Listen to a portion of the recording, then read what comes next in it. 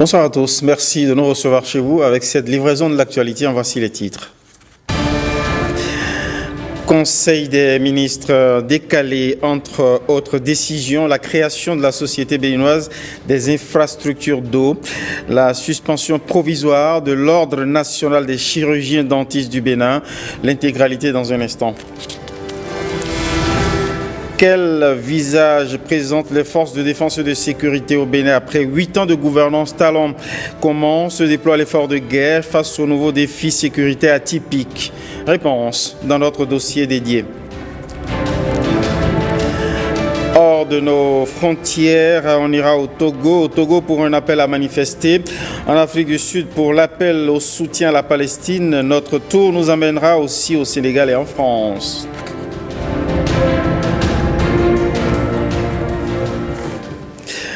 À nouveau, bonsoir. Bienvenue à ce journal qu'on inaugure avec les décisions du Conseil des ministres décalées du mercredi reporté à ce jeudi. Il a été décidé aujourd'hui de la création de la Société béninoise des infrastructures d'eau, SOBIE ou SOBI, on verra bien. Décidé aussi la suspension provisoire de l'Ordre national des chirurgiens dentistes du Bénin. Voyons la livraison intégrale avec Wilfried Léandre Ngouidji, le porte-parole du gouvernement. Le président de la République, M. Patrice Talon, a conduit les travaux de la séance du Conseil des ministres ce jeudi 11 avril 2024, au terme de laquelle les décisions dont voici la substance ont été actées. Au chapitre des mesures normatives, destitution de Maître Denise Ouzou Gaïnto, notaire à Cotonou. En août 2016, Maître Denise Ouzou Gaïnto, notaire occupant la charge créée par le décret numéro 97-329 du 17 juillet 1997 à Cotonou, a saisi par courrier un de ses confrères avec lequel elle n'a établi aucun contact de principe pour le charger d'assurer son intérim pendant son absence. Entre-temps, de nombreuses plaintes ont été formulées contre elle par des clients, à telle enseigne que la Chambre nationale des notaires du Bénin a dû charger une autre notaire d'évaluer la situation financière et comptable de l'étude de Maître Denise Ouzou Gaïnto, de la gérer provisoirement et d'envisager les solutions possibles pour la continuité des prestations. De même, la Chambre a commandité un audit de l'étude par un cabinet d'expertise comptable. Les différents rapports produits révèle de graves irrégularités, dont la distraction d'une somme d'un montant total d'1,048,293,132 francs CFA appartenant aux 10 clients ou destinés au trésor public qu'elle a collecté en raison de sa qualité de notaire, mais qu'elle doit restituer. Du point de vue déontologique et pénal, il s'agit d'une faute particulièrement grave s'agissant d'un officier ministériel qui en avait d'ailleurs une conscience suffisante au point de s'absenter depuis 7 ans sans aucune explication et espérant ainsi se soustraire aux conséquences de ses actes. Pour la sauvegarde des droits des clients, des poursuites judiciaires ont déjà été engagées devant la Cour de répression des infractions économiques et du terrorisme et, au plan disciplinaire, le Conseil a décidé de sa destitution qui sera suivi de l'attribution de la charge à un autre notaire. En point 2, modalité de traitement de l'information policière, judiciaire et en milieu pénitentiaire.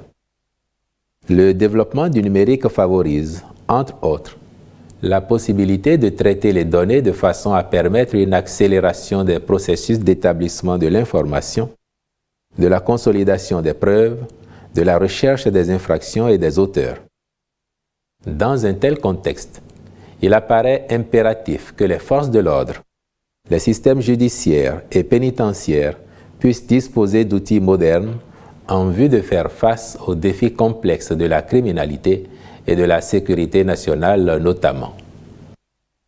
Par ailleurs, les bases de données contribuent à l'examen approfondi et permettent de stocker un large éventail d'informations telles que les antécédents judiciaires, les profils, les témoignages, des photos et des éléments d'identification qui facilitent l'accès rapide, la recherche et l'analyse d'informations utiles pour la découverte des infractions, les enquêtes et les procédures judiciaires, réduisant ainsi le temps et les aléas de la recherche selon des méthodes désuètes.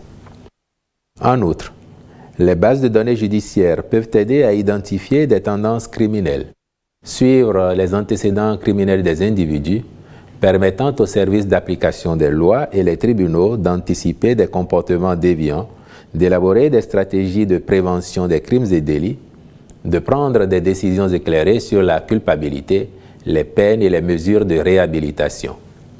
Aussi, la mise en œuvre du présent décret permettra-t-elle de constituer des fichiers essentiels au bon fonctionnement du service public judiciaire et pénitentiaire tels que ceux relatifs aux informations policières, aux empreintes biométriques ou génétiques, aux casiers judiciaires, aux personnes, véhicules, documents, armes ou objets génétiques recherchés, ou encore au système informatisé de gestion des établissements pénitentiaires.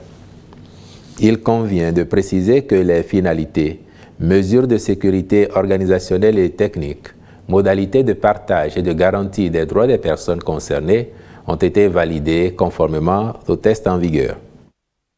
En point 3. Création de la Société béninoise des infrastructures d'eau, SOBI SA, et approbation de ses statuts.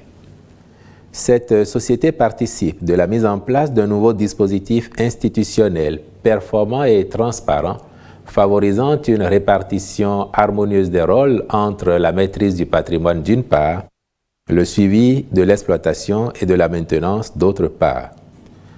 En tant que société de patrimoine, la SOBI-SA aura notamment en charge la planification du secteur sur la base des objectifs de développement fixés par l'État, la recherche de financement et la mise en œuvre des programmes d'investissement, le renouvellement des ouvrages et installations incombant à la partie publique, suivant les dispositions des contrats de délégation de services, la gestion physique et comptable du patrimoine du secteur de l'hydraulique, notamment la valorisation et l'amortissement des immobilisations.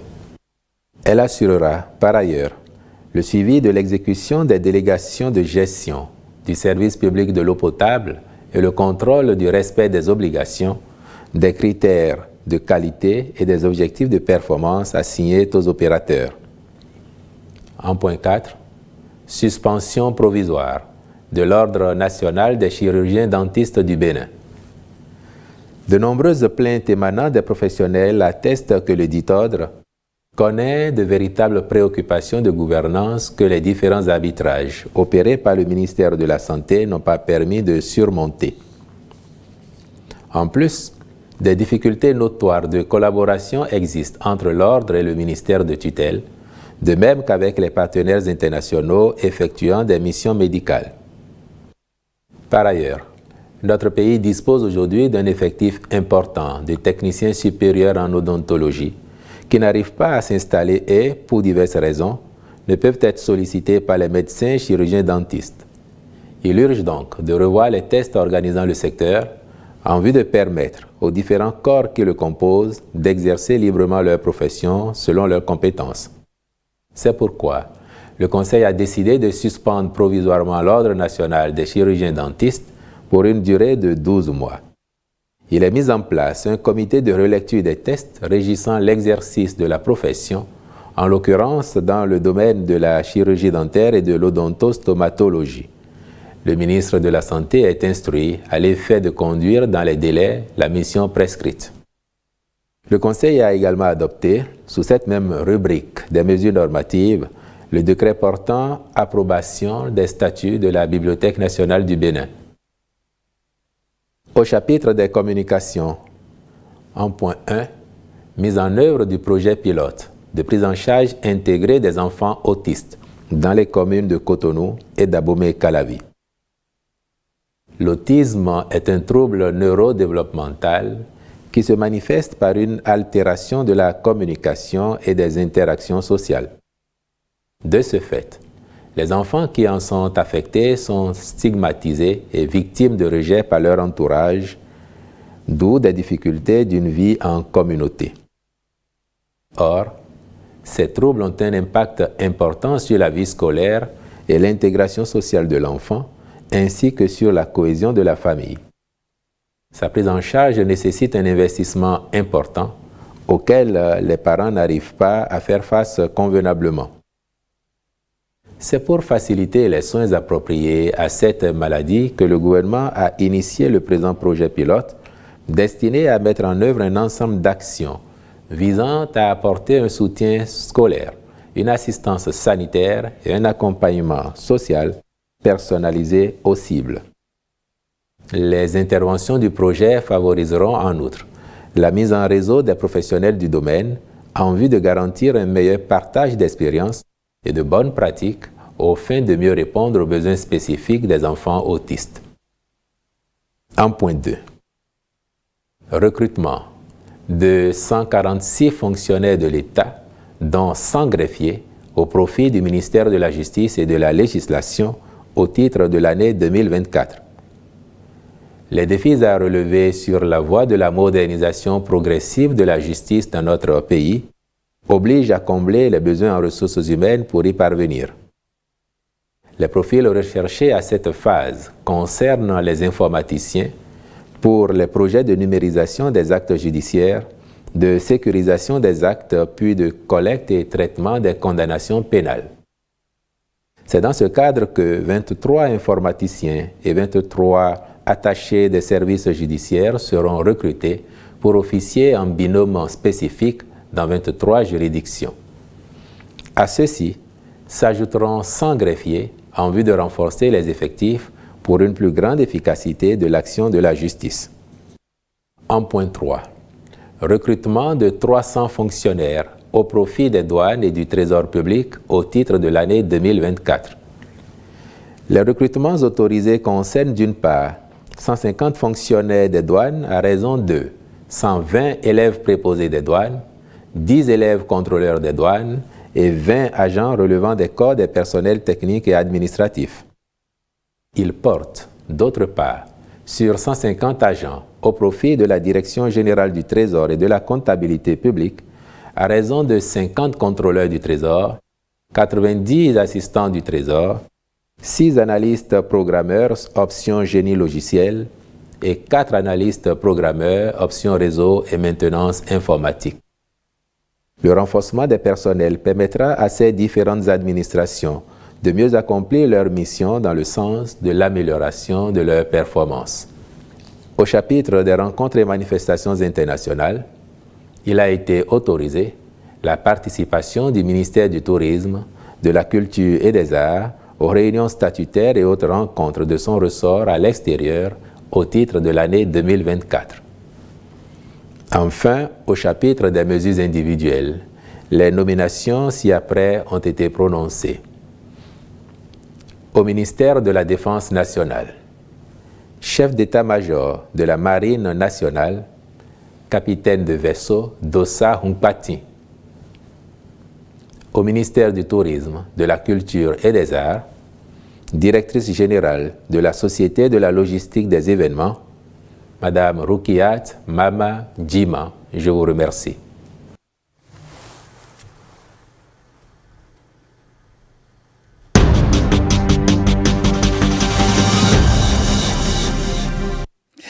Au cœur du train de réforme entreprise par la gouvernance Talon, la Grande Muette est inscrite au rang de priorité face aux nouveaux défis sécuritaires, terroristes notamment. 8 ans après, quel visage et quelle efficacité des forces de défense et de sécurité? Élément de réponse avec Ghislain Poguet. Le chef suprême des armées renforce encore un peu plus le commandement de ses troupes. Patrice Talon demande plus d'efficacité aux chefs militaires, plus d'efficacité et plus de résultats. Pour que cela soit effectif, il renforce les chefs militaires. C'est ce qu'on pourrait comprendre de la montée en grade de certains officiers. Les textes de loi demandent que le chef d'état-major général soit un officier général 2 étoiles au moins. En Côte d'Ivoire, par exemple, il est exigé 4 étoiles et au Sénégal 5. À ce titre, l'armée béninoise a connu 3 généraux de brigade du même coup.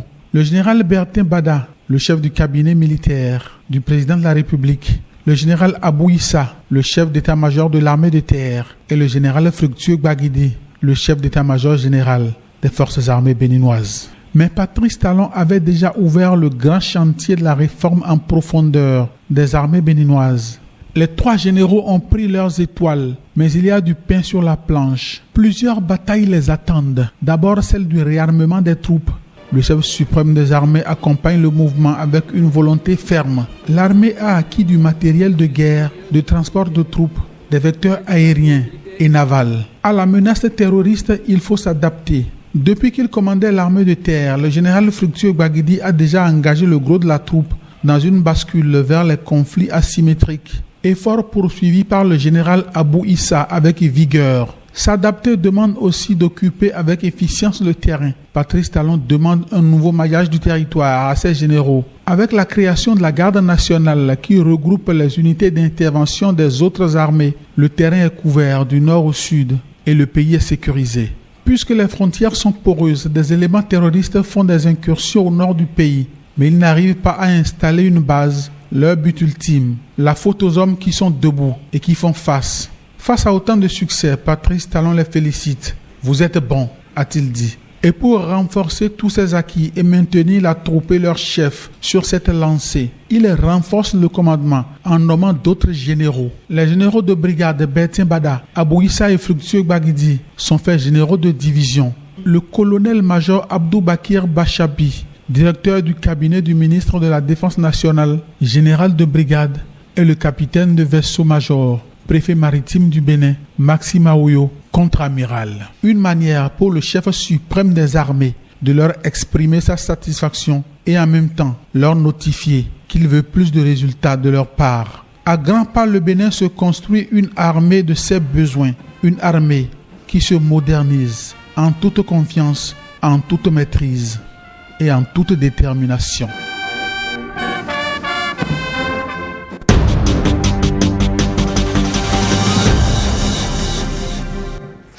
Les réformes dans l'univers des forces de sécurité et de défense, c'est aussi la rectitude dans la discipline et la vertu du soldat ou du policier républicain. Un officier de la police républicaine l'a éprouvé comme bien d'autres avant lui. Tenez, ce policier est poursuivi pour abus de fonction. Privé de sa liberté depuis le 8 avril dernier, il est placé sous mandat de dépôt. Suivons ici le récit d'Emmanuel Eunice Zounon. Poursuivi pour abus de fonction, un officier de la police républicaine est privé de sa liberté depuis le lundi 8 avril dernier. Il est en service à l'aéroport international Cardinal Bernardin Cantin. Il est interpellé en compagnie d'une femme ayant dans ses bagages un produit illicite. Malgré la fouille régulière de l'officier, la jeune dame a réussi à passer le produit illicite dans la soute. Mais entre-temps interpellée, elle est placée sous mandat de dépôt après audition. L'agent de la police républicaine est également placé en détention à la prison civile de Cotonou. De la police, passons à la justice pour parler de renforcement de la maison justice en personnel et surtout en compétences. Chantier officiel auquel contribue l'école de formation des professions judiciaires du Bénin. Un nouveau cursus intègre le cycle préparatoire au concours des auditeurs et greffiers. Marlène Kassa. Renforcer le système judiciaire fait partie des priorités du gouvernement pour consolider la démocratie et la bonne gouvernance au Bénin. Et pour ce faire, le gouvernement a mis en place de nouvelles plateformes de justice comme la CRIET, plateformes qui ont par ailleurs besoin de main-d'œuvre qualifiée, souvent disponible en nombre réduit. Alors l'État a pensé à pallier à ce déficit numérique par la formation, d'où l'instauration récente d'un cycle préparatoire au concours des professions judiciaires. Ce cycle préparatoire n'est que la conséquence des constats qui ont été faits à l'issue des divers concours qui ont été organisés, que ce soit en termes de niveau ou que ce soit en termes de préparation des personnes qui y concourent. Pour l'accès aux professions judiciaires, vous ayez le niveau requis pour qu'on ne soit pas obligé de devoir vous porter pour avoir accès à ces professions. Le FPJ, École de formation des professions judiciaires, se porte donc garante de ce changement.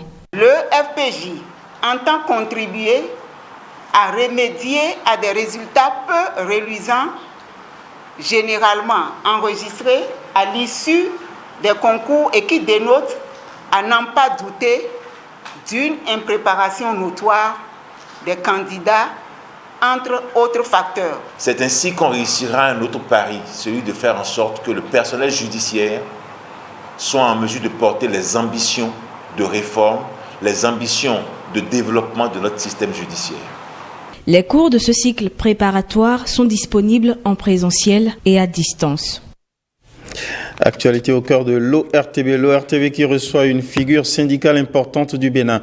Le secrétaire général de la Confédération des syndicats autonomes, Anselme Amoussou, puisque c'est de lui qu'il s'agit, effectue une visite dans le cadre des rencontres périodiques avec les instances affiliées. Avec le Syntrap, syndicat maison, le tour du propriétaire a débouché sur une exploration des moultes soucis d'un personnel préoccupé. On fait le point avec Ernest Tétégou et Alexandra Dionta. C'est une visite attendue et les membres du Syntrap Bénin ont au fait de saisir cette occasion pour exposer les préoccupations de l'heure. Cette visite de cette année, elle est un peu particulière parce qu'elle intervient dans un contexte qui est un contexte donc de mise en œuvre de réformes au niveau de l'ORTB. Disons qu'il y a beaucoup de choses que nous avons entendues et qui nous permettent de voir un peu quelles sont les stratégies qu'on peut utiliser pour aider les travailleurs de l'ORTB à sauvegarder les acquis essentiels dans un contexte de mise en œuvre de réformes. On a toujours dit au niveau de la Confédération qu'une réforme qui est mise en œuvre de façon inclusive a de meilleures chances d'aboutir. Lorsque vous avez des réformes qui ne sont pas inclusives, ça peut ne pas porter ses fruits. Et nous voulons avoir du résultat. Parce que s'il y a du résultat, c'est bon pour nous, c'est bon pour tout le monde, c'est bon pour l'État, c'est bon pour ceux qui sont en train de mener les réformes. Et donc nous tenons, nous autres, quel que soit ce qui arrive, nous tenons, nous autres, à nous impliquer dans les réformes pour que les réformes soient un succès. Nous attendons un grand soutien de la CSA. Merci d'être là.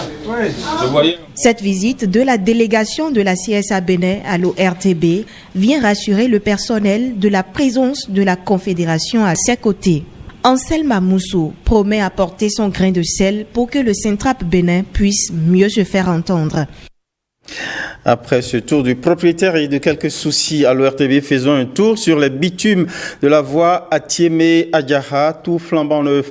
Un soulagement pour le collectif des maires et élus communaux du Mono. Joie et reconnaissance exprimée à travers ce qui sera tenu pour déclaration de Kouyobi.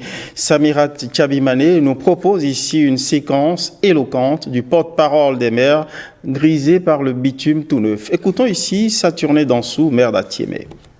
Nous, collectif des maires et conseillers du Mono, adressons au président de la République, Patrice Talon, au nom des laborieuses populations du Mono, nos vifs et chaleureux remerciements et sentiments de profonde gratitude pour ce pas majeur, non seulement pour le désenclavement des zones traversées par cette route tant rêvée, mais aussi une avancée considérable vers le développement économique de nos communes. Exprimons notre soutien sans faille aux idéaux du développement équilibré et d'équité que vous n'avez jamais cessé de promouvoir pour le Bénin en général et le Mono en particulier.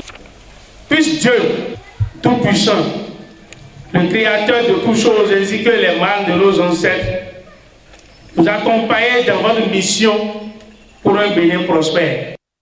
Toute autre actualité avec l'organisation à but non lucratif Young 3.0, auteur de l'initiative Jeunesse et Numérique, qui prend langue avec l'Agence nationale pour l'emploi. Dégoter des opportunités du numérique, tel est le deal, ou si vous voulez, l'entente, pourrait-on dire. Marlène Kassa, Ernest Tétégou. Le numérique, c'est le futur, si je peux le dire ainsi. On peut le dire ainsi, même que ce futur déjà présent impose aux générations montantes d'avoir le courage d'embrasser les changements, les opportunités qu'offrent les outils du numérique aux jeunes d'Afrique. Depuis 2021 au Bénin, un creuset jeunesse et numérique pour l'appropriation de ces nouvelles technologies. Insérer les jeunes dans les métiers du numérique consiste à les initier aux différentes opportunités carrières du numérique, ensuite les former, et pour finir, les accompagner jusqu'à l'insertion dans l'un des domaines du numérique. Beaucoup d'étudiants aujourd'hui ne maîtrisent pas trop le domaine du numérique. Ils sont un peu sceptiques réticents par rapport à tout ce qui se fait dedans. Nous encourageons quand même ces genres d'activités. Déjà des panels instructifs sur l'intelligence artificielle, les métiers du numérique, les SaaS, Software as Services, les solutions numériques et également le Web3, la blockchain, ainsi que le leadership des jeunes. Au rendez-vous de jeunesse et numérique, des jeunes de profils multiples peuvent partager des connaissances afin d'améliorer leurs compétences, être les agents actifs de développement pour l'avenir. Il y a eu le panel sur l'intelligence artificielle et j'ai gagné beaucoup de choses. D'abord, je ne savais même pas qu'on a développé ChatGPT au Bénin, qu'il y a une IA comme ça pour le Bénin, je ne savais pas. À chaque fois qu'il y a une innovation, une évolution, il y a toujours la possibilité de satisfaire un besoin, donc de créer un emploi. Il faut s'informer, il faut se former, il faut collaborer avec des gens, il faut rêver, il faut créer, il faut innover. Voilà comment on peut profiter de ça. L'Agence nationale pour l'emploi au Bénin soutient cette initiative de Young 3.0 afin que les jeunes explorent leurs talents autrement. Je vous emmène à présent à aller prendre l'air du large, pas pour du farniente, mais pour faire de la pêche. La pêche à la seine de plage, c'est une technique ghanéenne de pêche menée sur le littoral. Vous allez le voir, c'est une technique de pêche très fastidieuse et risquée tant pour l'homme que pour la nature. Pêche à la seine de plage, c'est une invitation signée William Tchoki et Augustin Godou. Une foule bigarrée mettant toute leur énergie à tirer de l'océan ce filet géant. Ils sont alignés sur de longues distances. Ils entonnent en chœur leur chant de motivation avec en sourdine ce son distillé par second.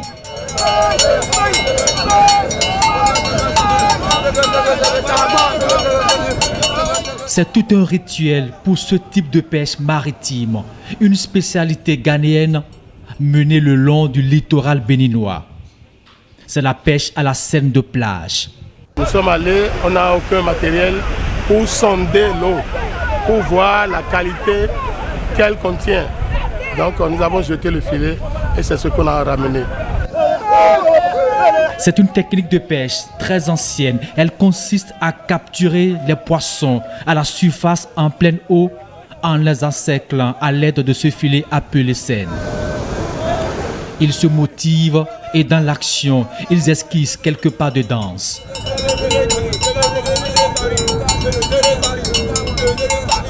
D'autres encore prennent le risque de braver les vagues de l'océan à l'autre bout du filet. Et au bout de plusieurs heures d'effort, la moisson est là, l'extrémité fermée du filet remplie de ses vertébrés aquatiques.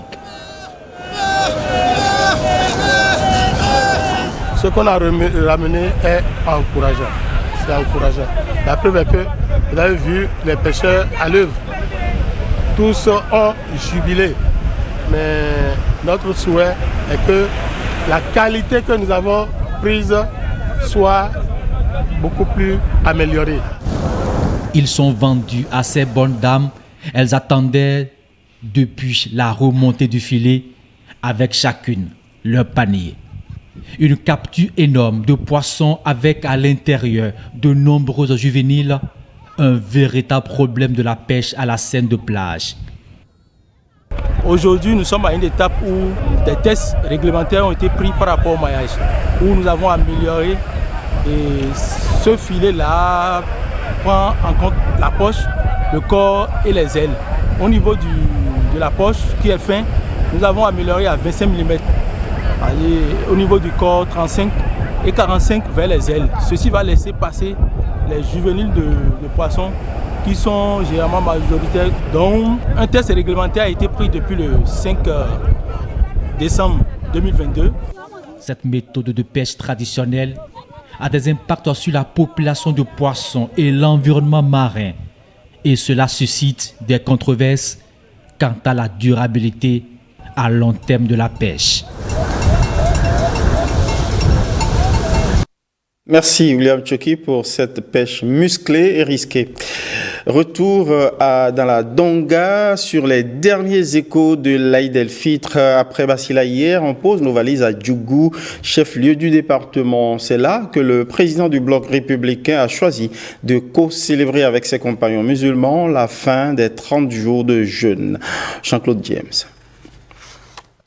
À quelques minutes du démarrage de la prière, la place Idi de Djougou continue d'accueillir du beau monde. J'ai été très heureux tout à l'heure d'écouter le sermon de l'imam. Et je veux en profiter pour le saluer tous les dignitaires religieux de notre pays, pour leur dire combien nous sommes heureux de les voir participer à ces efforts de construction d'un pays paisible. Et le sermon de l'imam ce matin parlait essentiellement de ça, de la nécessité de travailler ensemble pour l'union des fils de ce pays, de travailler ensemble pour la paix. Le dialogue religieux que nous prenons, nous souhaitons la bonne fête de Ramadan à tout le peuple béninois en général et à toute la population de la Donga en particulier. Effectivement, c'est la fête. Mais il ne faut pas que les gens exagèrent. Il ne faut pas que les jeunes se mettent à faire des rallyes sur la voie des comportements quand même qui peuvent amener l'insécurité. Donc j'exhorte tout un chacun à faire preuve de discipline.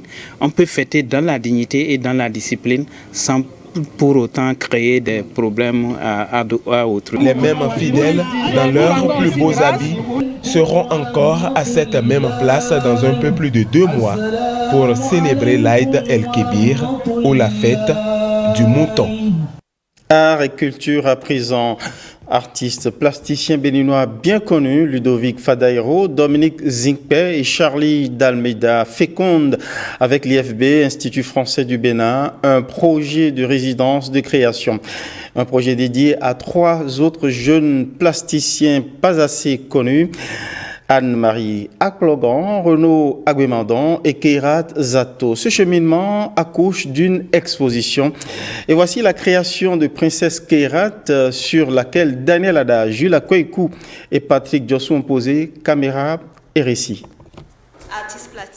Princesse Keirat, jeune plasticienne, au portail du palais de l'art plastique, ouvre la porte à plusieurs dimensions artistiques dans ces tableaux. Des tableaux qui emportent et comportent des empreintes de l'encre de Chine, de l'acrylique, des marqueurs et des stylos à billes ou à mine dans leur peinture. Une peinture qui importe l'importance des masques bantous dans ces œuvres. Des œuvres qui exportent tant l'inspiration que l'inspiration de la symbolique de nos sociétés contemporaines. Ici, c'est l'IFB, l'Institut français du Bénin à Cotonou, où Princesse Keirat se déporte dans la trinité de jeunes plasticiens plastifiés sur les enseignes de l'exposition baptisée Nouvelle Génération, du 4 avril au 4 mai 2024. De 2021 à 2023, j'ai fait que du monochrome pour un peu déconstruire l'idée que les gens ont du noir. Je travaille que du blanc-noir. Mais sur cette résidence, j'ai travaillé que sur les couleurs, donc les couleurs royales. Et dans les couleurs royales, je mets l'héritage, je mets la culture, je mets l'esthétique qu'on voit dans le royaume. Vous allez voir des écritures, des tests dans les œuvres. J'utilise principalement l'encre de Chine pour travailler ces tests-là. Et l'encre de Chine, pour moi, représente le sang. Le sang qui est notre héritage premier, dont on ne discute pas, qui est notre droit. Le sang qui est notre âme à l'état liquide et à travers le visage qui est l'âme qu'on peut lire. Une exposition qui transporte un trimestre de résidence de création pour Princesse Keirat à l'atelier Galerie Charlie, Sia Zobo à Cotonou. Lieu chatoyant du parrain Charlie d'Almeida, charmant modèle en art plastique. Le Bénin n'a pas d'école de beaux-arts. Nous tous sommes passés par des ateliers différents. Nous avons eu besoin des assistances comme celle-là. On a essayé de voir les lacunes qu'on a corrigées, mais le grand travail, c'est la suite après. Il faut que les 3 mois qu'on a passés avec eux puissent leur servir dans leur vie. À l'état civil, Keirat Zato se porte bien à Cotonou, mais à l'état artistique, Princesse Keirat se téléporte dans le palais des arts plastiques à l'international. Merci Patrick Diossou pour le commentaire fleuri.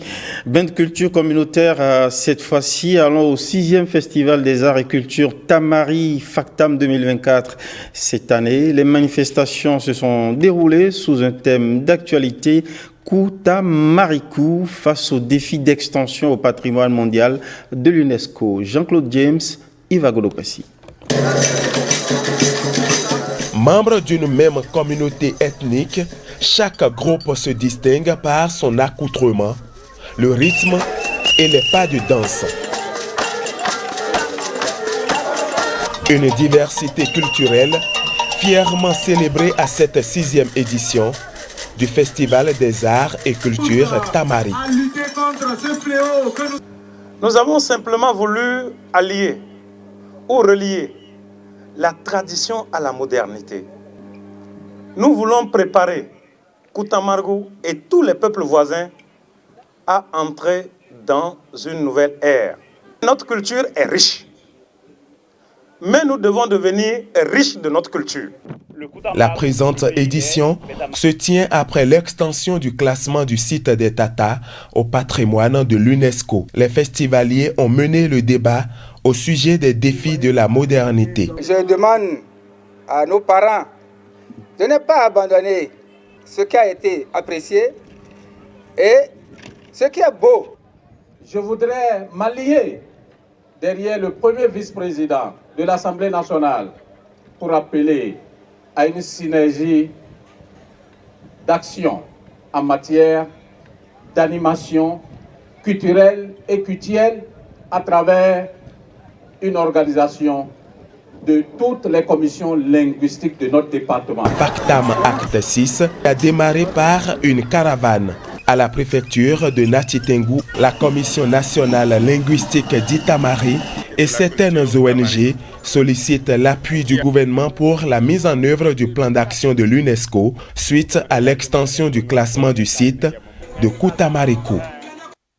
Plusieurs personnalités ont pris part à cette fête du peuple au Tamari. Parmi elles, le député Théophile Mpontia et le premier vice-président de l'Assemblée nationale. Ces personnalités ont lancé un appel qu'on écoute.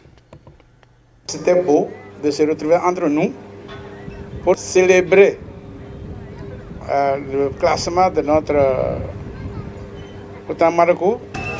Il y en a qui se défendent souvent, qui cherchent des vocabulaires quand on dit qu'ils sont Somba.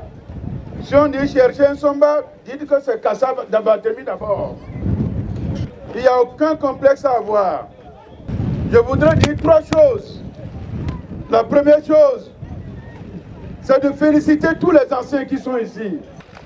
Ceux qui nous donnent le courage de nous affirmer en tant que fils de la Takora. Vous comprenez pourquoi il faut célébrer le président Talon. Quand il ramène encore la culture au centre de l'économie. La deuxième chose, j'ai vu la diversité des danses, la diversité des coiffes, les chapeaux. Il nous faut vulgariser la diversité de nos chapeaux ici. La seule chose qui me fait tiquer, c'est les chapeaux avec les cornes. Si c'est des cornes issues de la chasse légale, il n'y a pas de problème. La troisième chose que je voulais dire, Monsieur le Président, que tous les festivals se tiennent au même moment, à un seul lieu. Si nous tous, nous nous mettons ensemble, nous avons un produit pour attirer les gens et notre culture sera ainsi valorisée.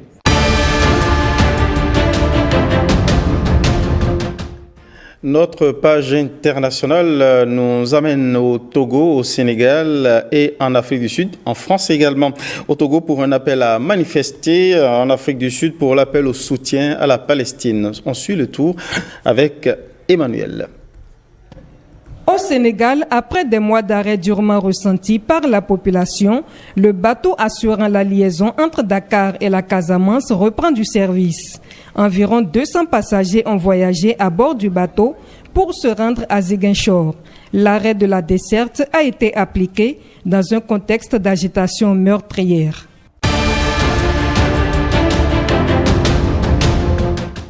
Au Togo, les partis de l'opposition s'apprêtent à protester contre une nouvelle constitution malgré l'interdiction des autorités. Ils invitent la population à assister massivement aux manifestations prévues les 12 et 13 avril à Lomé. Outre l'appel à manifestation, l'opposition annonce qu'elle participera aux élections législatives du 29 avril. La ministre sud-africaine des Relations internationales et de la coopération assiste aux prières du Ramadan à Johannesburg. Plus tard, elle appelle la communauté musulmane à soutenir la Palestine au sujet de la guerre en cours à Gaza. Pour rappel, l'Afrique du Sud avait porté plainte récemment pour génocide contre Israël devant la Cour constitutionnelle de justice.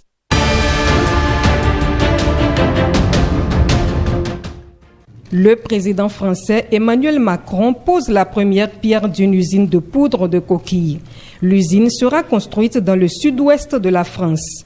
Cette nouvelle étape dans l'économie de guerre répond aux besoins de l'Ukraine et à la nouvelle situation géopolitique.